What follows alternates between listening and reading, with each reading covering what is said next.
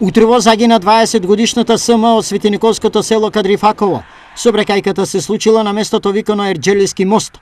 Во критичниот момент, управувајќи го автомобилот марка Volkswagen Polo, од засега неутврдени причини трагично загинатото девојче со автомобилот излетал од патот. Како последица од излетувањето, СМ се здобила со тешки телесни повреди. Итно е пренесена во Штипската клиничка болница, каде и подлегнала на повредите. Увид на местото извршиле јавен обвинител и екипа на полициската станица Свети Николе. Утро во болницата донесено е лице повредено од сообраќајна незгода со тешки телесни повреди во хеморагичен шок.